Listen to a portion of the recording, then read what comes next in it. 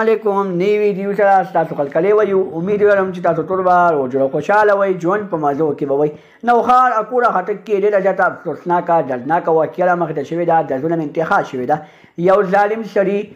د زوی په مدد سره خپله ښځه او خواښې ډېر زیات په بد مرګ باندې قتل کړو دوستانو دا واقعه څنګه رامخته شوه دغه ظالم سړي داسې کار ولې وکړو چې ځان سره په دغه کارتونو کې خپل زوی ملګری کړو ټول معلومات سره په دې ویډیو کې شریکوم د نورو معلوماتي ویډیوګانو لپاره زموږ چینل سبسکرایب کړئ تر نشان اوس خامخا ووهئ چې زموږ هر یوه معلوماتي ویډیو تاسو ته په اسانۍ سره میلاویږي دوستانو ډېره زیاته افسوسناکه دردناکه واقعه رامخته شوې ده د ظلم انتها شوې ده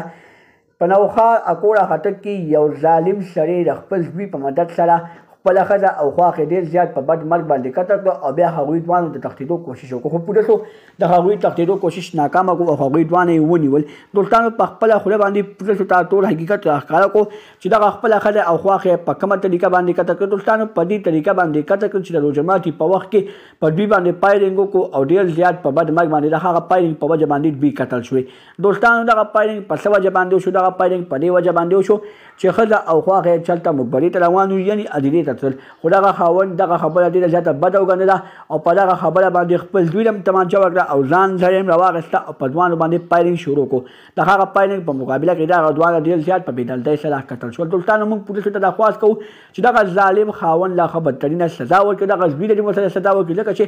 دې دواړو قتلونه کړي دي د نورو معلوماتي ویډیوګانو لپاره زموږ چینل سبسکرایب کړئ د نشان اوس خامخا ووهئ چې زموږ هر یوه نوې معلوماتي ویډیو تاسو ته په اسانۍ سره میلاویږي والسلام